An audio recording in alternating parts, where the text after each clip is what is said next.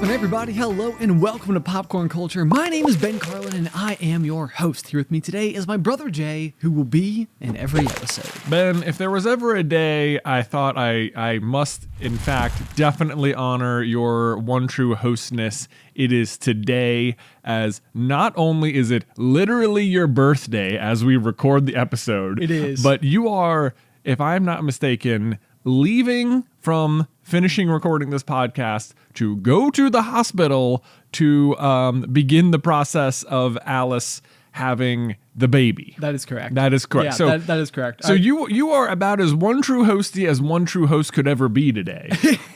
Thank you. It has been the funniest thing in the world because a bunch of people have talked about being my birthday, almost forgot, stuff like that. I'm like, shoot, I almost forgot.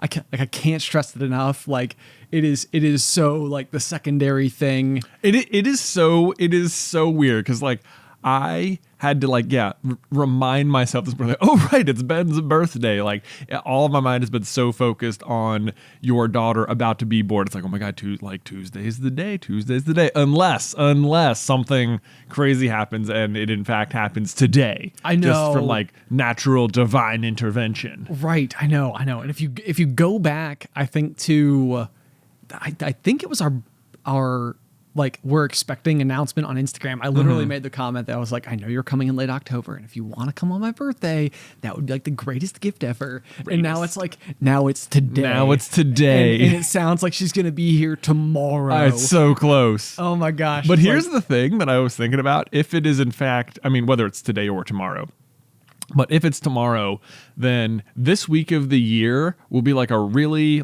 commonly big then week for our entire family, because it will include within a 7-day time period, not just your birthday, not just your daughter's birthday, but also dad's birthday and Halloween. I know. It's a lot of stuff. A lot of stuff. And it's Alice's grandfather's birthday is tomorrow. Oh, wow. And it's his 80th birthday. So literally this whole stretch of time is just birthday central. It is birthday central. And then I guess it really continues for our family for quite some time here, because then at the end of November is Luke, and then at the beginning of December is Tyler, and then you have Christmas, and then lots of stuff. I know. And the twins are in February. So the last end of the year for our family is just there's a lot going on in Q4 there. There's a lot going on. Yeah, there's a lot. So and it's really funny too, because by the time you guys are hearing this episode, right, which I think is episode 99. It is episode 99. We're almost at 100, which is really exciting for what I already know the 100th episode will be, but which will be a surprise to everyone else. Ooh.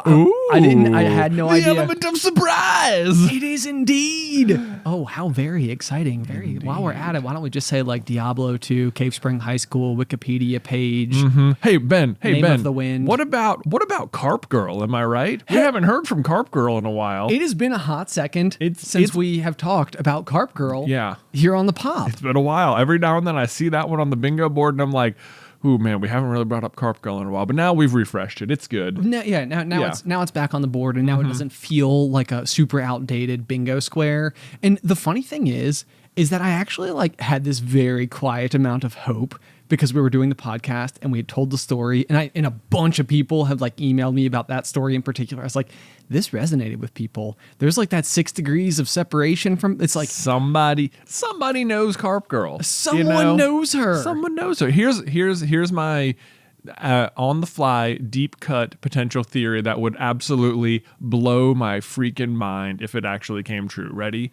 Is that what if, Ben, what if one day we discover Carp Girl? Because the problem is you can't remember her name. I can't remember her name. I don't know her name. What if it just so happens that her name is the same as your daughter's, and this is the weird hole in your memory you pulled it out of? Wouldn't that be insane? That would be straight nutter butters. I want to be 99.9% sure that it wasn't that. Yeah, I'm pretty sure it's not. For some reason, and it's the funniest thing, I think it started with an L. Okay. And it's I don't know, which I guess for what it's worth, that means my daughter's name doesn't start with an L. But then whenever I'm what are girls' L names? And I'm Lauren, Lindsay. Oh, look at you. Leslie. You've already come up with more than I was. I was always like, Lauren.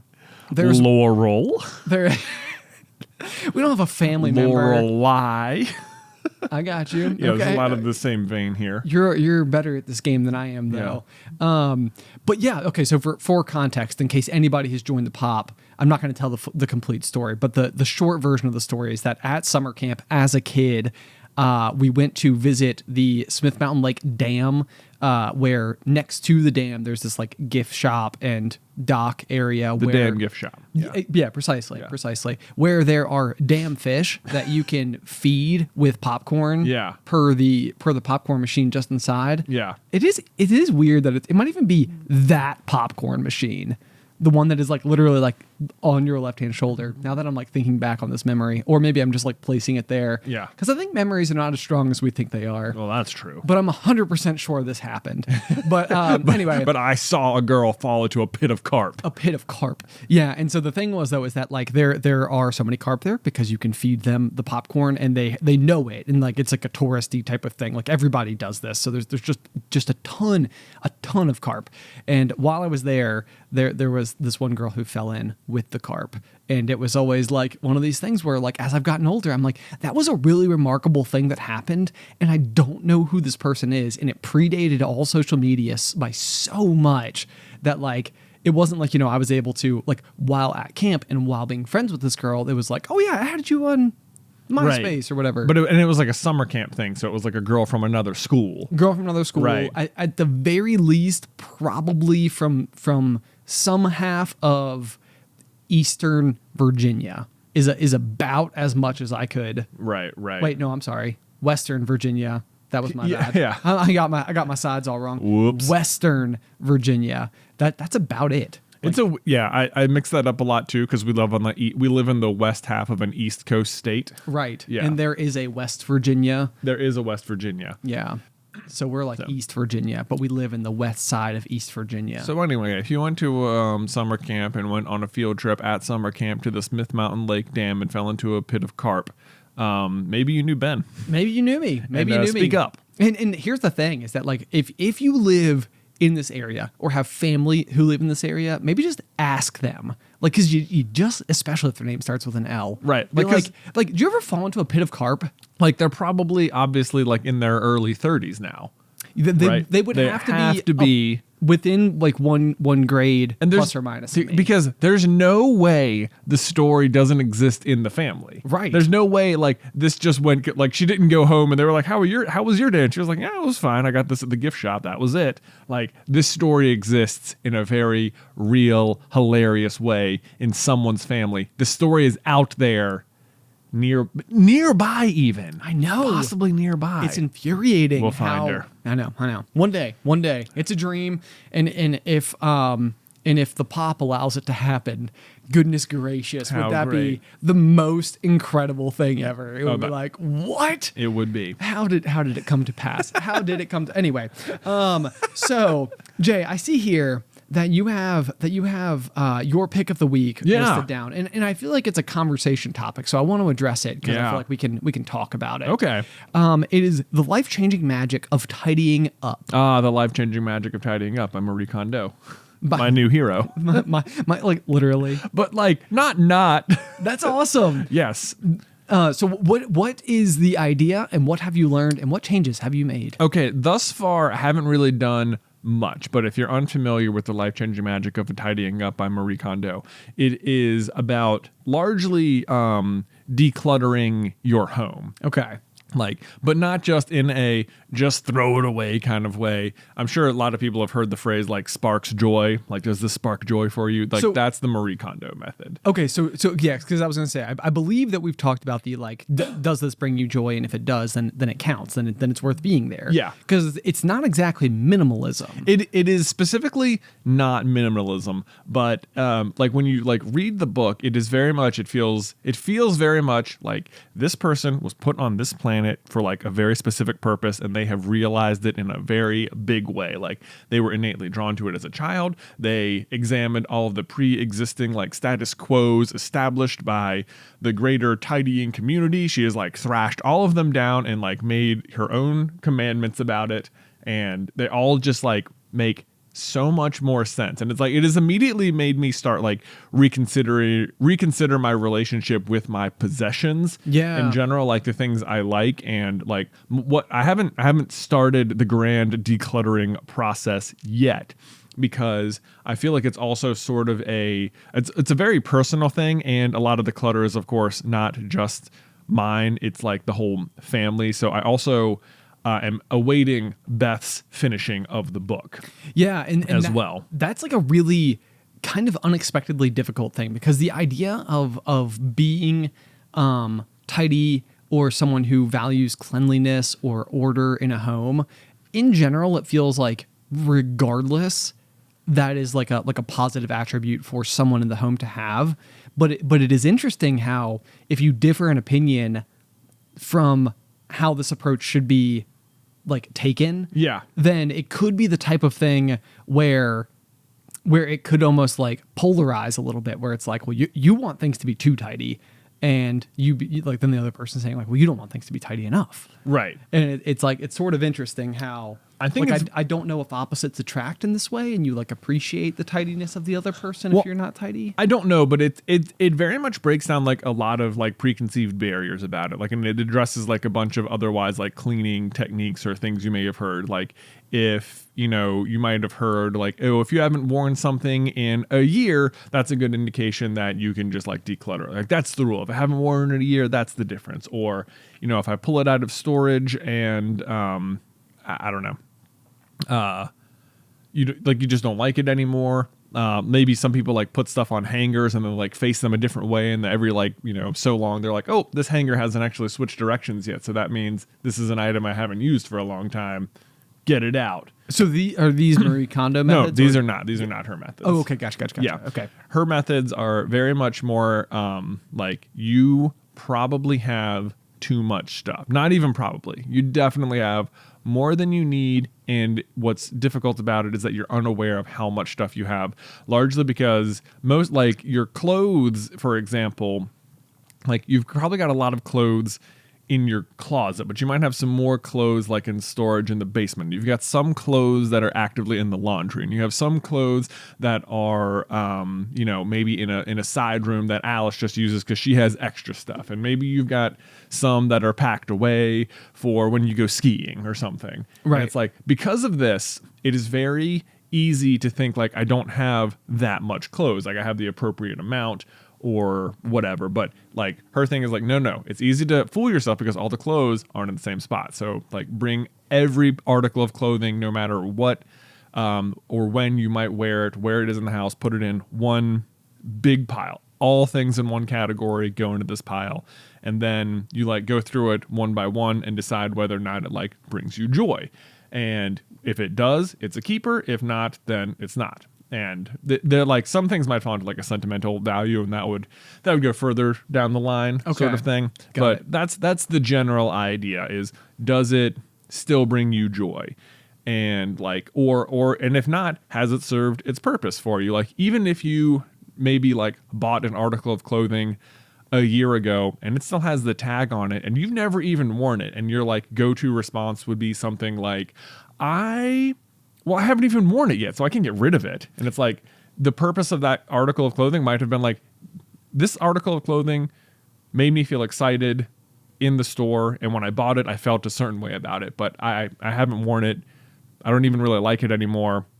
Like, it's okay. It served its purpose. Its purpose was to like bring you joy in the store when you bought it and make you feel that way. Exactly. Yeah. Exactly. Yeah. It's a very interesting way to look at it, and I think it's a very it probably allows a lot of strings to be cut in terms of like the sense of like, exactly like you said, like, well, I bought it from the store, but like I haven't worn it yet, but like I spent money on it, and it's like you're attempting to sort of determine and like find the attached utility to any given thing. Yeah. But then if you're doing that with too many things, I feel like you're almost becoming attached to this object in a way that probably is just nothing but negativity that's coming from it. Like it's almost like it is a reminder more of regret that you spent money on something and then didn't use it. Right. Does that make sense? It could be. It Yeah. could be. And it doesn't, I mean, the idea at the end of the day, like after you've gone through the whole process, is that you are only surrounded by things that make you happy because Okay. you have literally examined every single object you own one at a time and determined, does this make me happy?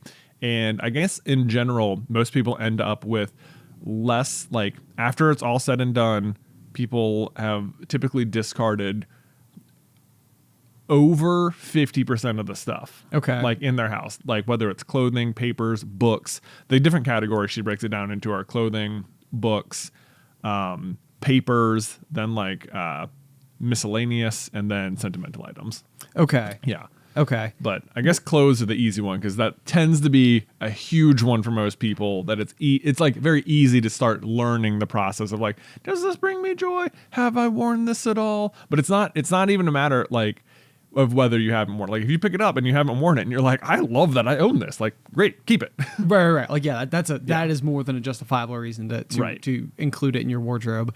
And I think the thing that's really interesting to me about this like entire process is that it feels just like a very active or proactive and intentional way to approach things. Because my guess is that probably your accumulation of these objects in so many cases is in some capacity maybe more out of neglect than anything else. Like your closet is big enough to accommodate more clothes than you need, which means that like you're not reaching overflow closet status to where you have to start being like everything doesn't fit anymore. Well, some people are for sure. Yes, Yeah. absolutely, sure. But I would say like that would be the case for me. So it's like my closet doesn't overflow, but probably half of the stuff in it I never reach for. Right. And it's what's interesting about that is that like in a lot of ways it doesn't feel like that stuff is causing me any harm whatsoever. That's the thing. It's like it's not like hurting being here, but she would argue it is. Like it's bringing you down. And we've talked about like paring down like decision making. Like, oh, if you have 100 shirts to choose from every day, then you have to like choose which one of those 100 shirts. Even if that means like you are choosing, like even if you have 50 shirts you don't ever wear that never get chosen, you're still choosing. That's still 50 decisions you have to make every day. It's and like some sort of interpretation of that, I guess. Right. But it's like, it's not there. If you only ever have to choose from all of your favorites, then you're always wearing something you like. Right. And this kind of goes back to like that Steve Jobs example where he wore like a black sweater and jeans every day, and it was just sort of like it was like a life choice he made, and he's like, I'm not gonna have to worry about Now I don't have to worry about clothes anymore. This is just what I wear. I wear this every day. Same thing every day. It kind of became like a signature thing, but also it's like it is inherently not necessarily super like fashionable, Right. To maybe have the same outfit every day, but that's like the extreme version of the thinking. But the really fascinating thing about how like I almost feel like Marie Kondo has done a very good job of getting people to live this mantra. And it's like, I almost feel like she's disguised it. And probably for her, it actually is the goal. But like in the scheme of actual reality, it's almost like she's disguised it in this like clean up your household type of thing. But then I feel like so many people have applied it to like friends. It's like, does this person still bring me joy? Like when I go and hang out with them, am I looking forward to it or am I dreading it? Like this holiday, I'm attending it. Do I want to go? Or am I just doing it because of like obligation? Right. Or, or like this job that I do, this activity that I'm going to, like I feel like that question of does it bring you joy has extended so far beyond a t-shirt that like people have changed professions over it. I mean, she talks about stuff like that in the book where it's like the act of tidying up your house can often like, it can like this like way of thinking can creep out into like maybe the stuff you eat or maybe the way you approach like working out or friends you don't like. I think she has like one extreme example in the book where like someone after going through the whole process like gets like a divorce because they're like, I started realizing I was getting nothing but unhappiness every day. Wow. From it. That's pretty extreme. But it does happen. Like there are side effects to it. And I think what like it's interesting you mentioned like, having different philosophies about how to get stuff clean in your house and stuff. And I think the one that Beth and I sometimes like maybe don't always see eye to eye on is whether or not like the solution is to have more storage or to have less stuff. Okay. And I am always very much on the side of like have less stuff. She's like, we need more shelves over here. And I'm like, we don't need shelves if we don't have the stuff. Because if we have the shelves, then we'll also have the shelves. True. Which it's like if you have like a chair in your bedroom, I guarantee it's covered in clothes. And if you have a table right when you walk in the door, I guarantee it's covered in like papers, mail and just like general detritus from walking in and out of your door every day and you just setting the thing down. And it's like surfaces do invite objects placed on top of them. For sure. And I'm sort of both minds a little bit. Like I have definitely gotten to the point where I have tried to have like organized like totes or boxes that are specifically like labeled with what is inside, you know, and then organized in some capacity. But I also feel like the process of deciding like what actually made it into the totes to begin with was probably my own version of this doesn't bring you joy. Like, right. Like I went through and pretty periodically I will do the like, can I sell this? Can I Goodwill this? Does this need to be thrown away? Yeah. And I will pretty systematically like do that. Yeah. It doesn't mean that I don't still have just a whole bunch of things about. Yeah. You know, I will say this is interesting though. Whilst that is like certainly good practice that you're doing it, Marie Kondo would say that's a recipe for failure. Oh, really? Yes. Like because it's happening like because it's happening continuously. Interesting. Like nonstop. And like you will always accrue things in like so her big thing is like I think another thing that makes it like a really appealing method is that it's like you only have to declutter once. Like it's like a big event. Okay. And it's like not that it has to be like all in like one afternoon. It might be over like a week or like a weekend or something like that. Sure. But her thing is like you want to do it all at once. So you're like you have this ton of momentum, you get really honed in on it, and then like there will be some upkeep that has to be done, but it won't be nearly this like you can't even think what it's going to be like because you're not on the other side of it yet. And like you're still thinking this way. But like once you've gone through it, you'll be thinking that way. But you can't even imagine what thinking that way is going to be like yet. Right. Yeah. That is, yeah. Like you say, like there's gonna be like I bet it's like the little table covered in papers next to the door. It's like it won't be because now you'll have a place for the papers. Yes, right. And that's why like I think that there's like it's such a common phrase. Like it doesn't even feel like this is passing of wisdom, but like everything has a place. Yeah, that's like, that's the other half of it is that like declutter and then find a spot for everything. And then all you're ever doing is just putting stuff back where it goes. It's not like cleaning necessarily. It's just like these things are here. I will put them back where they go. Yes. Yeah. And I feel like this is the thing, like my living room, for example, I have this like brown leather, like sectional couch. And somewhere along the way, what I started doing was I have these two blankets that I like. One of them sits on like the part that sticks out of the sectional, and I fold the blanket into a square and I set it down on that cushion. And then I have like the long part of it that I take a different blanket that doesn't even match that goes right there. And it's like, I don't even know when I decided this or how I decided this, but it became like the foundation for my living room always looking tidy. Because it was sort of like, well, if you're going to put the blankets back nice and tidy, then you'll also like take all the pillows off and like put them back nice and tidy. And then like while you're at it, maybe like put the ottoman back where it goes, and like pick up that cup from the windowsill from where you set it down. And it's very funny to me how I have this like these two blankets literally make my house more clean, and they don't even match each other. Right. And it's like, and it's so funny that it wasn't even like a choice that I remember making. Yeah. It just sort of is this way now. Yeah. They are the best blankets I know, though. They are good. I've seen them. I've used them. They're very solid. No doubt. But the other thing that I think is really kind of fascinating about this is the fact that like almost what it illustrates for where like we exist sort of in the world, or like kind of almost even from like a societal development standpoint of things, is that the question is almost like the opportunity or like privilege of being able to like make decisions about like, well, what will make me the most happy versus like what a more primitive version of it once upon a time. Like if you were to go up that hierarchy of needs, it might have literally been like, well, did I catch a fish today? Or Right. like, do I have something to eat?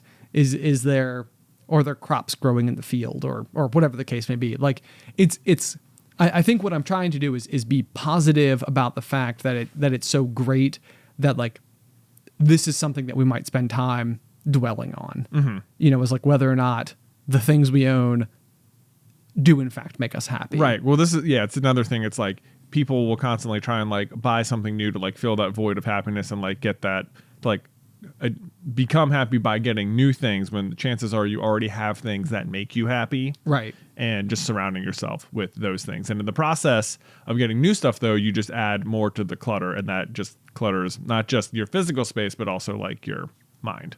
Right. So my curiosity here, though, is almost like if there will be a point in time where like marketing itself might have like a significantly less effect than it has had previously. Like if at some point in time we're able to go back and in a textbook point to an era from arbitrarily, and I don't know the actual dates, but let's say from like 1980 to 2020. Like let's say that's the era of like consumerism, and that this is like when mass-produced things were a thing, and this is like when television in every household and the internet and smartphones all came to be, and like the ability for brands or companies to put things in front of you was so like fantastic. Yeah. That and it was like early enough in the sequence of things that we were again as a society maybe experiencing this kind of marketing enough for the first time that we were all very like susceptible to its effects. Oh, right. Like we are experiencing, like as if we're experiencing a time right now where marketing is as effective as it's ever been or ever will be, because eventually we will like realize like more and more people will come to like I can be more content with the stuff I have of mindset. Yes.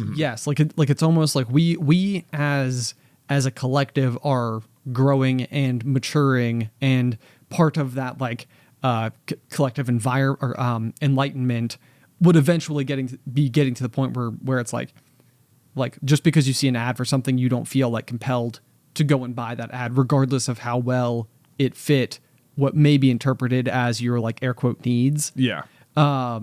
Because you're sort of like you could ignore it almost. It's like, yeah, I don't need that. Like it's cool. What a great piece of engineering. I don't need it though. Like this is not solving like an active problem that I have. This is already something that like always comes to mind for me when we're looking at like stuff for the kids, because so often kids like toys can be really, really big. Yeah. And they can look super fun, and like I bet they'll have a ton of fun with this, but I'm also thinking in my head like, where are we gonna put it? Sure. Because Beth, I think, was showing me yesterday like some like little play school house that it's like a house. They can go inside of it and play it, and it's like that is really cool. And I have no doubt that the kids would absolutely love it. Also, where am I going to put a house? Right? Like, is this going to go inside? Is this going to take up like a whole section of my basement? Is it going to go outside and sit next to the house? And if so, where is it going to go? And like that, those kind of considerations, I feel like are tremendously a part of like whether or not I think something is worth getting. It is like, where's it going to go?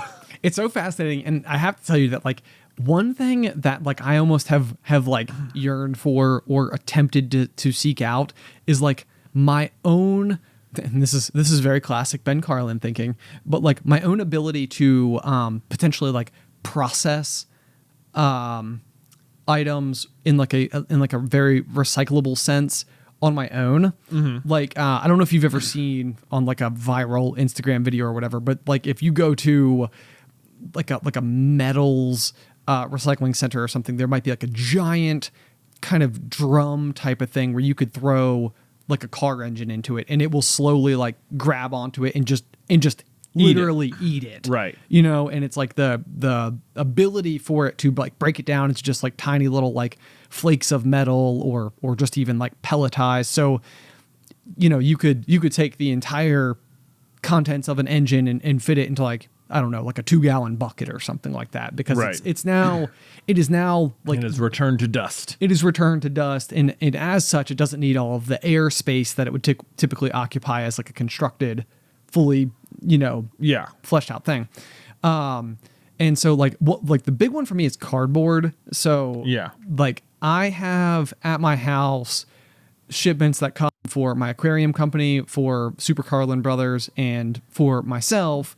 And in the past couple of years of my life, I have gotten married, and like we're expecting a child, which Yeah. has meant that we have had like a lot of things sent to our home, which is like amazing. And it's a ton of generosity from the people around us. But you have Cardboard Mountain. But I have a cardboard mountain, and I try to be really, really, really good about the cardboard mountain. And I would say, for the most part, I'm very good at this. Yeah. Like this is not something that I actually will let accumulate a lot. That was good. And I would say It's hard. It is hard. But one of the things that I've looked into before is to literally get like a chipper, like you would use for like branches or something from like a tree in your yard. And what I've literally wanted is like a processing plant, and by plant I literally mean like a small backyard Machine. grinder, Yeah. that I could like feed all of it into, so that instead of going and like packing my recycling bin, which then cardboard just by volume takes up a lot of space because Yeah. it's large and unwieldy and doesn't always fold and whatever. And so what I've always wanted to do was just like literally be able to go and just feed into a machine piece of cardboard after piece of cardboard. And strangely enough, it doesn't really seem like these chippers that are made for chipping up like branches of wood off of like a cut tree Yeah. are that capable of breaking down cardboard. So I've like literally like searched Really? this a bunch. Yeah, because I'm like, is there one that can do this? Because I would definitely like install it, put it in my basement, and then like once a month or whatever, just literally go down, feed everything into it, and then have like a small heap of cardboard dust effectively that I can then, recycle itself or whatever. But similarly, I've found before that like if you take household plastics, like your detergent bottle for your washing machine, you can like literally sort those by the type of plastic, which is stamped onto the bottom of the bottle itself. Yeah. And there are plastic grinders that you can do the same thing. Feed it all into there. Yeah. And then if you take that chipped up plastic, you can then like run it through like an extruder and make like 3D printer filament out of all of these retired pieces of plastic. Okay. Which then isn't necessarily directly useful if you're not into 3D printing. But like the spool of reused plastic is now like a way that I can feel good about what I have done with this material. Mm-hmm. And I suppose in a lot of ways, like by sending it to a recycling center, hopefully this is what's happening anyway. Right. Yeah. I was gonna say. I don't feel like you have to feel guilty for having bought anything that could be recycled and then not personally recycling it. Yes, of course. But so my thought would almost be that like I could imagine myself as a parent being like, okay, like if there's like a little Tykes cabin, house, cottage thing, and it would be like the kids all aged out of it. Like they're all too big, but it's still in my backyard and I don't really know what to do with it. Like that would be the type of thing where I would like be excited about the day that I could go and just like feed it into the grinder and be like, plastic, be gone.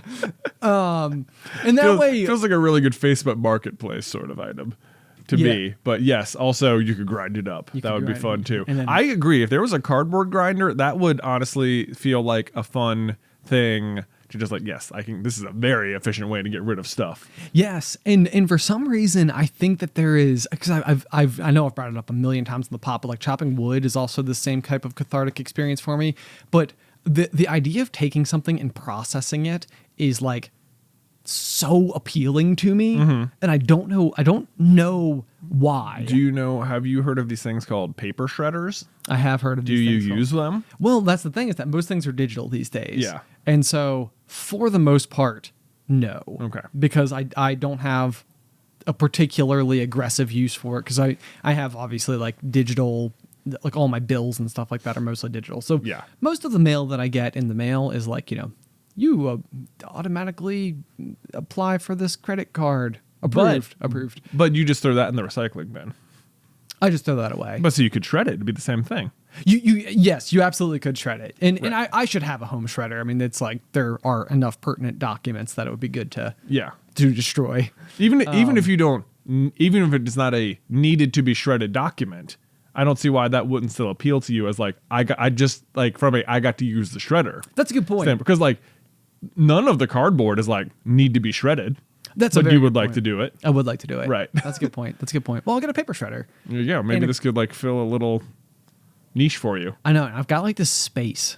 Yeah.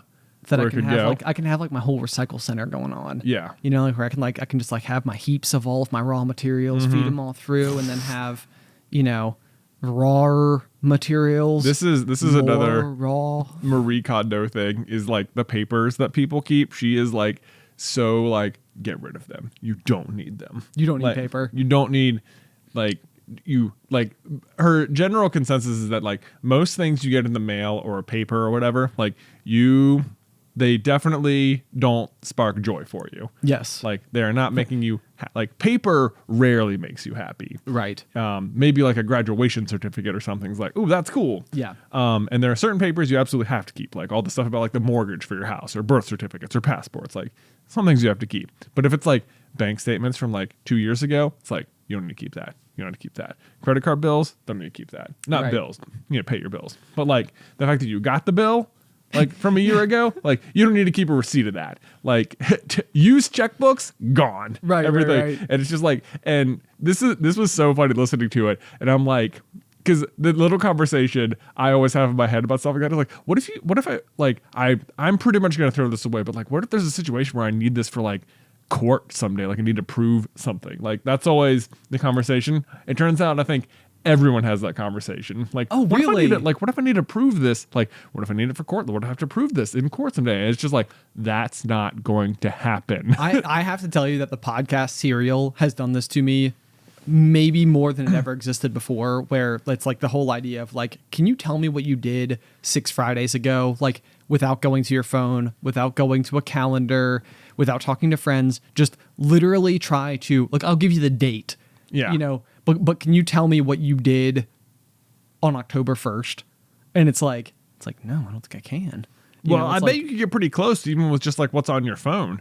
That's what I mean. Yeah. But the whole idea is like with the podcast Serial, that's like part of the problem is that he doesn't have a very good way to like verify where he was. Right. And so this point that you're talking about where it's like, well, what if I need this one day to prove this thing? And it's amazing, but like whenever we set up our cameras to record an episode, you have to manually enter the date and time, which I would not normally care to do. Like I'm not so fussed with it being correct. Yeah. Because we don't go back to raw footage ever, like at all. Right. Like it's like in the entire time that we've been making videos, never happened. Yeah. So I'm not really worried that like someday I'm going to be like, well, I might need to come back to this raw footage one day. And I need to know that it happened on October 25th. Yeah. My big thing is like, if I need to prove that I was in the office at 12:30 on October 25th, now I know. Yeah. Now it's like, there's a timestamp. There's me on camera. Yeah. Like, I don't know why. I really tangented hard from what you were talking about. No, that's totally fine.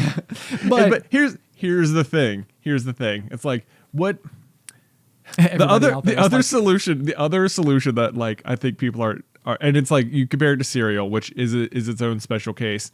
But like the thing is, as long as you don't murder someone, you're not going to need an alibi. You know what I mean? It's a good point. like the other answer is don't be a criminal. There's that. and then what difference does it make? I know everybody in the audience right now is like, Ben's looking awfully suspect. Ben's looking all pretty of a sudden. sus. He's like, why is he saving them banks? It's more suspicious that you did save them. It's like, no. Look, I have alibi right here. See, I saved it. Right. Right. But the other thing, she doesn't even mention in the book, but that I kept thinking to myself is like, even if you get rid of it, there's no way you can't just access it anyway online. Like, oh, that's true. Yeah, and for the most part, that's absolutely true. Like, yeah, there is documentation elsewhere anyway that you can lean to. Okay, so while we're on this subject, sort of though, we sort of skirted around it. Can I tell you the story of me trying to throw away my trash can? Oh, I mean, I don't know if there could be anything more interesting than the meta conundrum that is disposing of a trash receptacle. You're supposed to throw away a trash can. You just can't. You can't put it into itself. I It know. is already thrown away and not thrown away. It is Schrodinger's cat. It is Schrodinger's piece of garbage. It's a trash can. It is. Exactly. It is simultaneously both trash and not trash. Right. It is the container unto itself, right? So we've had a trash can at our house for a couple of years now, and it's pretty standard. You know, step on the little lever on the bottom, it opens up. Oh, yeah. And then it would. I've heard of those. Yeah, you've heard of them. It's a trash can. It's like just a metal box. You put garbage in it. Right. So anyway, Following you got it perfectly. You got it. Anyway, ours got to the point where when you would push the lever, when you push the foot pedal, it would come up, but it would only close to like 20 degrees, right? So it was always open about 20 degrees. Okay. Right? Not a super huge deal, except that of course it is a trash can, and therefore this does allow the smell to permeate out a little bit more than usual. It's still mostly closed. However, the other big problem is that we have two little twins who are walking around, and this is now just an open container, which they will like to reach into. And so it was not uncommon that they would just be walking around and it's like, that's a used wipe right there. Or that's a banana peel. All right, where did you get that? we don't play with those. Yeah, okay, that's garbage. You're gonna need you to put it back. All right. So eventually we got a new trash can. So we got a new trash can. I love it. I am, hoping it never breaks. I'm positive it will eventually because it has more moving parts, but classic. whatever. It's not, at least it's not like electronic or something. That's just recipe. Every time I go to someone's house and they have one of those like motion sensor trash cans where you like wave over it and it opens up, I'm like, it's a miracle this is working right now. It is a matter of time. It is a matter of time. I'm always afraid that like I'm going to be the one to like try and do it and discover that it doesn't work. This is it. I did it. I don't know what I did. It's hilarious. I'm going to give a very brief example, but I bought an axe over the weekend because I like splitting wood. Yeah. And it was like I was standing there at the aisle and I wanted a 4-pounder because I Yeah. have an 8-pounder at home, but I wanted a 4. And so I'm looking at them. They have 3, right? One of them has a wood handle. One of them is the brand Cobalt, which I think is like Lowe's in-house brand. And then another is the brand Fiskars, which is, I don't know if you're aware, but they make like scissors and such. Okay, and that sounds like a scissor brand. Yeah, and like other like cuttables that apparently axes. And so like the Fiskars has like a carbon fiber handle. The Cobalt has like a composite handle, and then the other one just is like a wood handle. And literally none of them are moving parts, but I was like, wood handle. I don't know what all the rest of this technology is. It feels breakable. It feels like it's destined to break. I want the simplest one. That I want one. I want the wood That right there. handle. So it better serve me well. Yeah. That's it. I gave it a real firm talking to. I was like, don't let me down. That's good though. Marie Kondo would approve of that. You're having like a relationship with your item. Oh yeah, absolutely. Yeah. Gotta thank it for its service to you. I know. Like, good job cutting that wood axe. You ever heard of Fred the Cup? I have heard of Fred the Cup. Yeah. Yeah. Anyway. Give it a name. Yep. Okay. Anyway, so now I have my trash can, and to go along with my trash can, the twins also pulled down one of our lamps. To the point where the whole lamp shade mechanism was broken, and were like My stuff is just about to be destroyed. the isn't it? wires were disconnected from the part where the bulb was supposed to go. It was a completely broken lamp, which is a real bummer. So it has 3 long. They look like wood, but are in fact metal legs. Okay.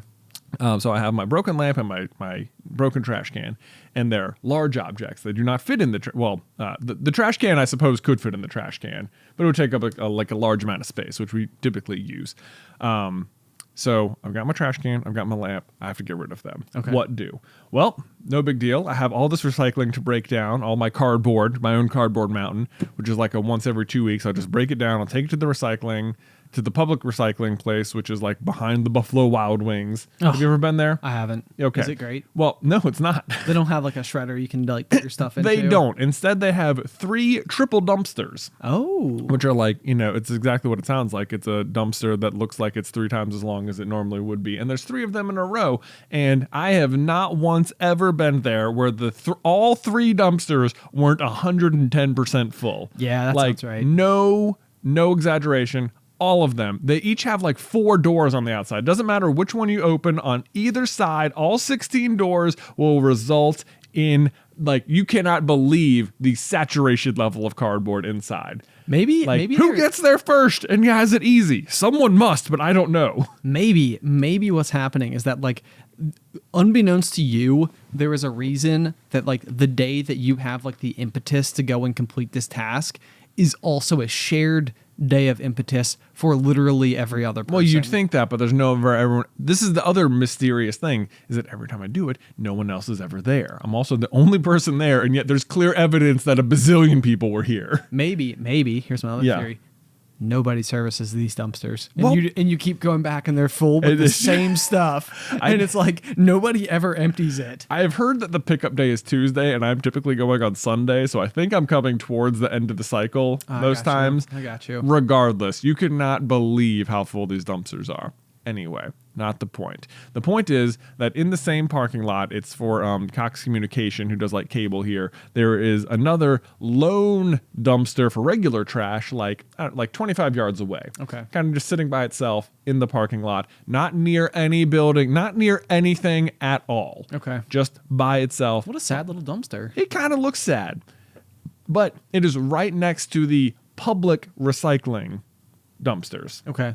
Right. So in the past, whenever I've gone to do the recycling, if I have like a extra trash bag or something in the car, because that's where I keep it. If I have extra trash, I'll just like run over there. I'll throw it in that dumpster and be like, all right, great, good to go. Like my assumption has always been that this is a public dumpster. Okay. Because it's in the parking lot with the public recycling dumpsters. Was this not the case? It is very not the case. I pull up to it this time, fully intent. I'm going to throw away my lamp. I'm going to throw away my trash can. It's going to be great. Bigger trash can, dumpster trash can. No problem. Except I pull up to it and I notice that all over it, there's like 50 stickers that are like, not a public dumpster, under 24-hour surveillance, blah, blah, and I was like, have these stickers always been here? Oh my gosh. I have no idea. It does not even cross my mind that this was not a public dumpster. That is so, it makes me wonder if there's like somebody sitting there watching that dumpster on like security footage and they're like, this guy is back again. Well, it's not even that often that I've used it, and I've only ever thrown like tiny things in it before. But if I will say, if all I was throwing away was like a cup of coffee, I would have done it anyway. Okay. But as I was throwing in two rather large objects, I was like, perhaps not. Perhaps I should adhere to the warning, because I'm positive that what's happening with this particular dumpster is that everyone's making this mistake because it's right next to the public recycling. Almost guaranteed. I would even be willing to bet there are people who are like, best of intentions were to recycle. They were full. I put them in here instead. It could very well be the case. And what's happening is that Cox is running out of dumpster space. Why the dumpster is not right next to the building, I don't know how this dumpster is convenient for anyone who works at Cox to use, because it's not near anything. It seems like the worst spot for a dumpster. Not the point. I want a picture of this dumpster. I did not. I passed on it. I didn't use it. Okay. I'm proud of Even you. though I've used it many times in the past with no consequence whatsoever. Anyway, I was like, okay, now I have a new problem. Okay. Now I still have the trash can and the lamp. What am I going to do with them? And then I remembered that we, in fact, have access to a different public dumpster downtown where we throw away stuff for Super Carlin Brothers. There's like a public downtown dumpster. Yep. It's a big old trash compactor or whatever. And then I start, and I even go and I get there one morning, and you have to like scan into it, Yeah. like you have a little fob, and I'm sure it's the same thing. There's like a camera or whatever. And I'm thinking to myself, like, now wait a minute. Can I just throw literally anything in here? Or is it mostly like garbage bag sort of stuff? Because again, I've got like big metal legs and my big square metal trash can. And I'm like, maybe I shouldn't put this in here. What if like now they're going to know for sure? Like if the other one was just like mostly honor system, this one's like I'm like on the subscription list. Like they're going to know it was like I'm going to be the one who broke the dumpster or whatever. Oh my gosh, can you imagine getting that call? Yeah. You're like, I'm so embarrassed. I'm sorry. And it's like you should have, like I'm imagining there's like paperwork we signed at one point that I didn't read that was like, this is only for bags. Don't throw don't throw your fridge in here. Right. Yeah, so I'm sense. like, and I'm that like, okay, I'll just go in and I'll ask somebody in the office whether or not they think it's okay. And I'll do it. Turns out on that particular day, I was the only person in the office. And it was I don't know why, but it's one of those questions that like don't want to like, I didn't want to like put in the Slack or something. Like I didn't want to like publicly ask it. It's like, I only wanted to talk about this out loud so that there's no record of me not knowing. Not that it's like a big deal at all. In case of court someday. Yeah, that's right. In case of court. Just because it's like, I don't want it to be, it's the kind of question that I know that if I put in there a big, like, too much fuss is going to be made about it. It's like I don't want people like wasting time worrying about whether I can throw away my trash can. If I can ask you and you can say yes, that's fine, that'd be great. But no one was there, so I failed again. I didn't throw them away. I didn't throw them in the big dumpster. Oh my gosh! So now I'm coming home and I'm like, okay. And what's really bothering me about all this, sort of, is that I know. Inside of me, there is a younger version of myself that would have not given two cares in the entire world about this. Sure. That would have, that knows implicitly that even if it was against the rules, even if you're not supposed to, even if someone is actually watching the 24-hour cam on the dumpster, that would have known 1,000% that it didn't matter anyway. Sure. That I could have done it consequence-free. Like, I know the version of me that believes that to their core and is correct about it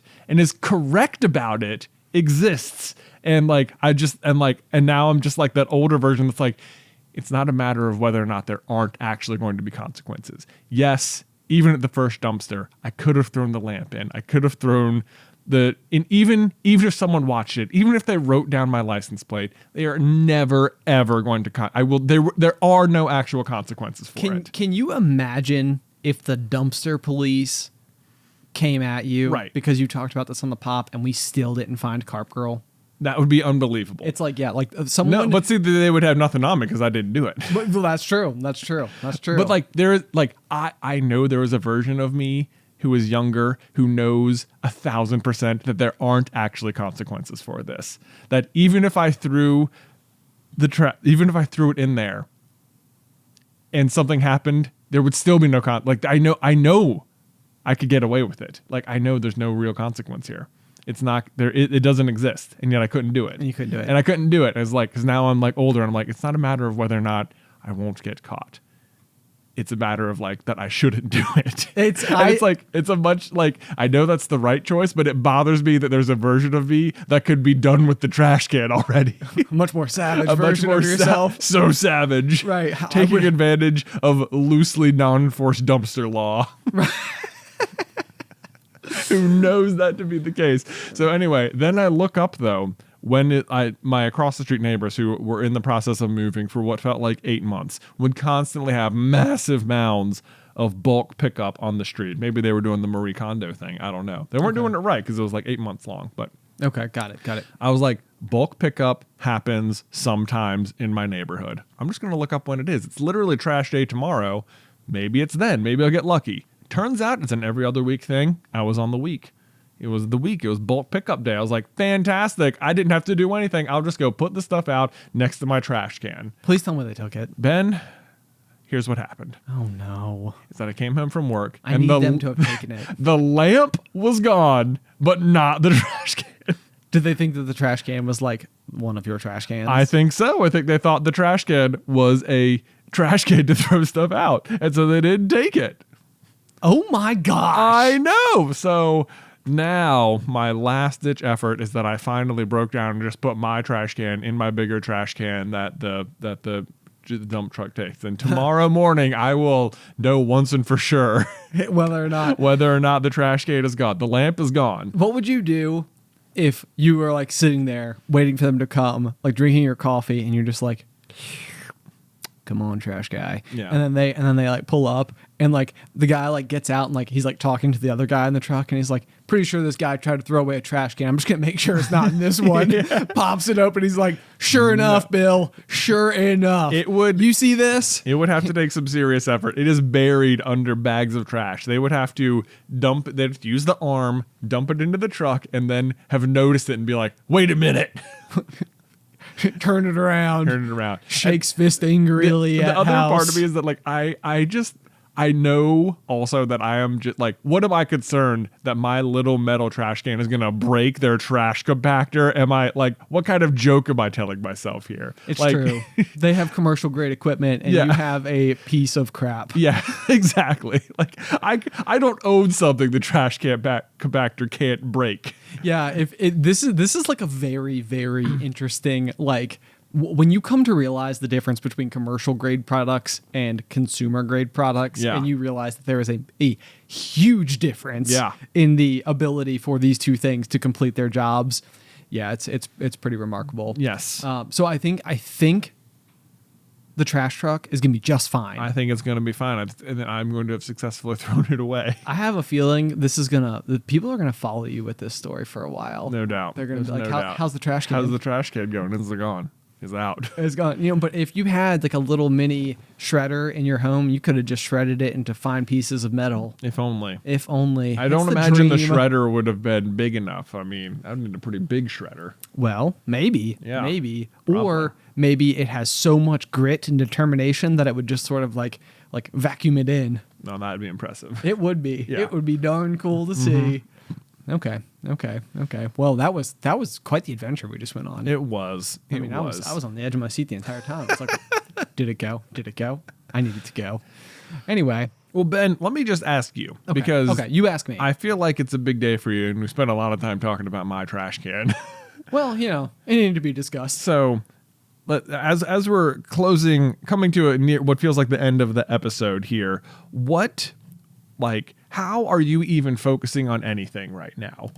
Oh, Because I mostly let you talk about a trash can for 20 minutes. okay, this is the real solution. Okay, It was like, I gotcha. if people want to know, it's like, what would the pop be like if Ben never talked? Yeah. We just found out. Even as I was talking about the story, I am talking way more than usual. No.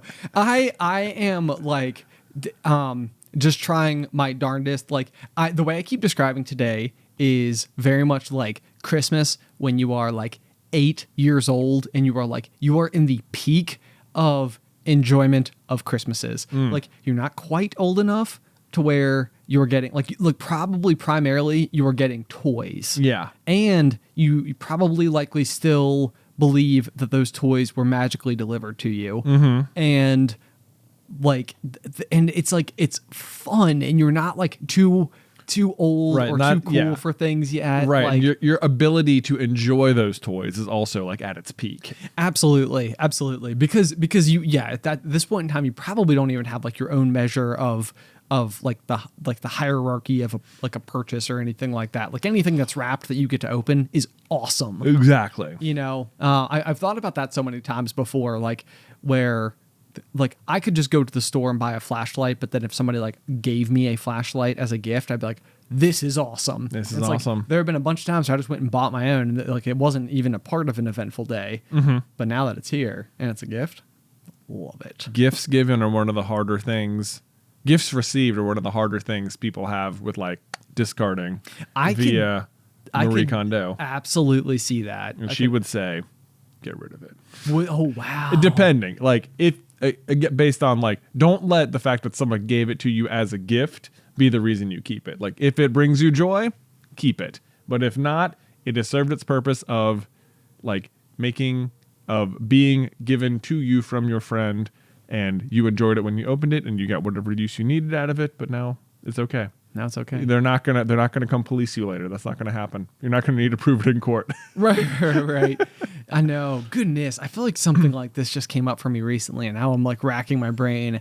Like it was almost like I had something, and somebody was going to come over, and I was like, they're gonna ask about that thing, and it's not gonna be here. Yeah. Beth we had a friend in high school who was like an exceptionally talented artist, even at like a high school level. Okay. Like that was like what everyone knew about her in high school. Like she was really, really artistic. Okay. Really good. And I say we had a friend. She was one of Beth's friends. I didn't know her very well. Okay. But she painted for like all of her friends for graduation, like little like canvases of just like unique pieces of like art. And she gave Beth one. And it has been in our house for as long as like we've had a house together. Okay. Like I think it was in the bathroom at our house, but it's just this like cool alleyway with all these stairs kind of going everywhere. But as cool as it is that this girl was very good at, and she custom made all these little paintings, I don't think Beth has spoken to her once since high school ended. Okay. And like, it's like one of those things like, this was a very nice gesture from a very talented person, but also don't know her, don't have any connection to the painting. And so I was hanging up more painting, or like more stuff on the walls this weekend, and I showed it to Beth, and I was like, what do you think? Does it spark joy? And she was like, it does not. And I was like, I think it's time. We can get rid of this. It's time. It's time. We can move on. We've gotten all the enjoyment we need to out of it.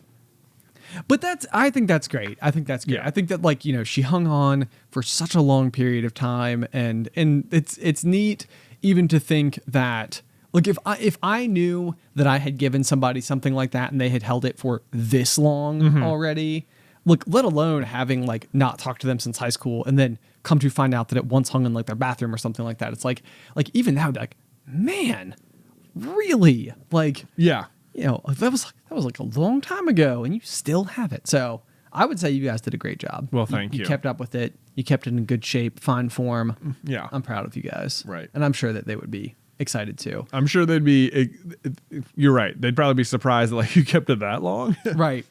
Okay, let me ask one last question, because there's a last final note here, and I feel like we kind of touched on it by way of talking about how I'm like basically like in Christmas mode. Yeah. Like I'm about to go downstairs, like, you know, and see the pile of presents, and, you know, Dad setting up the video camera. It's taking forever.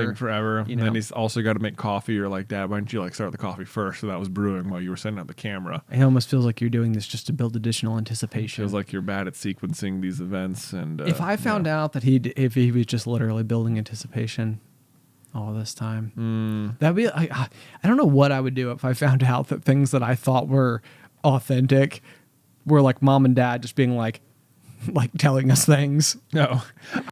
I don't doubt there was a certain amount of like them not quite being ready, but whatever the reasons weren't the reasons they were telling us. Okay. I can see that. Okay. Well, so my final question here, because you have the note or you have the note written down here. It said that you asked Luke what he wanted to give Beth for Christmas. Yeah. Is it a trash can? No, it wasn't a trash can. I just thought it was a really funny answer because we were playing downstairs yesterday, and Beth and I had been looking through some like catalogs for Luke's upcoming birthday. Yeah, right. And like Christmas and stuff. I'm like, what kind of stuff? Hey, sorry, there was a problem with the memory card. The next few minutes of audio are going to be a little weird because it's from the camera. But it will return to normal before the end. Maybe we should order stuff now because there's like lag times on lots of shipping stuff for COVID or whatever. So Beth and I had been picking stuff out for Luke earlier in the day, and I was like, oh, this I'm just curious what he'll say if I say, Luke, what would you want to get Mommy for Christmas? Like what ideas would he have? I had no idea what he was gonna say. Yeah. And I was pretty impressed with his answers for the most part. He just like first, like he just like looks off into space, gets this big smile on his face, and goes, just lots of candy. And I was like, oh, you know what? Not a bad gift, honestly. Candy is a perfectly good gift. It's a classic gift. Classic gift. I was like, that's a great gift. And then he starts listing other stuff off as well. And he goes like, and pillows. And I was like, oh, you know what? We can do that. We can do pillows. Pillows is good. It's like, and salt. And that was the one that got me. I was like, salt? Dude, why salt? I think that you should give Beth all of those things. I am. And There was candy, pillows, salt, and blankets. Okay. So at least two of those seem like they were in a similar vein. Were you in his bedroom when you asked him this? We were not. We were in the basement. Okay. So at the very least, it wasn't just like he wasn't just like looking at things you can see. That. Yeah. And that's good. But I feel like you could probably get like there's like some really good like flaky sea salt. Yeah. Which would be like spectacular quality salt. Right. Yeah. Just get a like extra fancy salt. Right. From Luke. Don't underestimate the quality of salt as a gift. I would not. I know used to make a bunch of cookies with some like Himalayan like black salt. Yeah. Or was it Himalayan? Yeah. Okay. Yeah, I believe so. Or maybe it's even possibly like Hawaiian black salt. Now that I can't really remember. It was black salt. It's black salt, but it needs to be like a finer black salt, because I've had people before hear me talk about this, and then they have mailed me like chunky black salt, and unfortunately that salt doesn't work for the application. It looks very pretty on the shelf, which is great, but it needs to be like a slightly finer, Gotcha. almost like kosher salt size. Right, like you would confuse it with pepper. Close. Okay. Yeah, maybe a little bit bigger than pepper. All right, but not a lot bigger than pepper. Okay. Anyway, guys, that's all for today. I feel like we have to get out of here while we still can.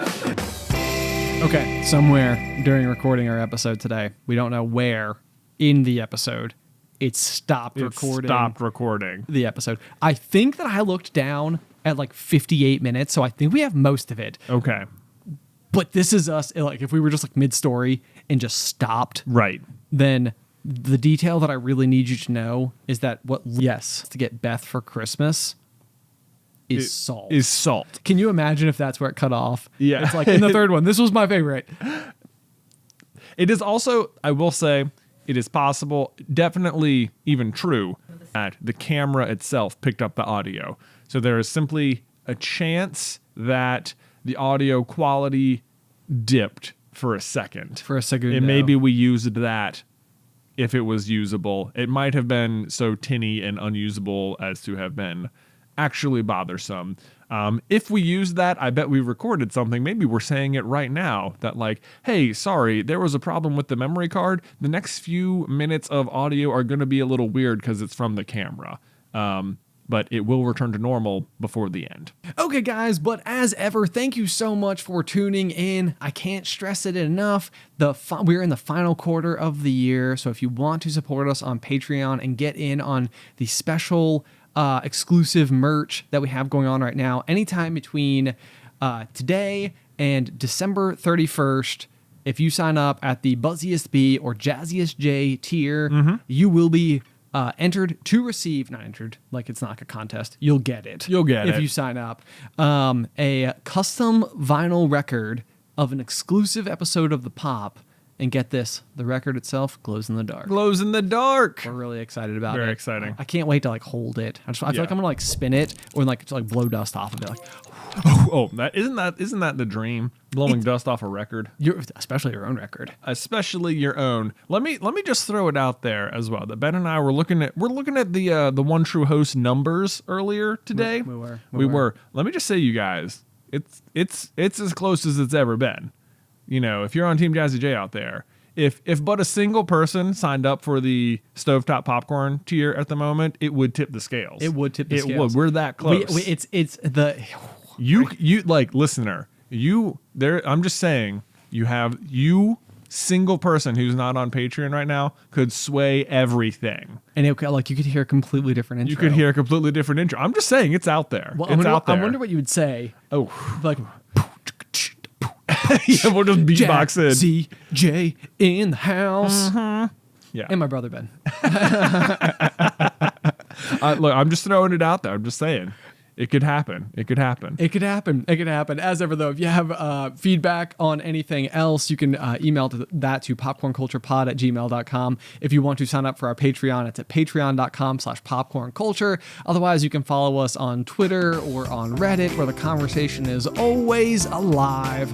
Until next time, pop, pop.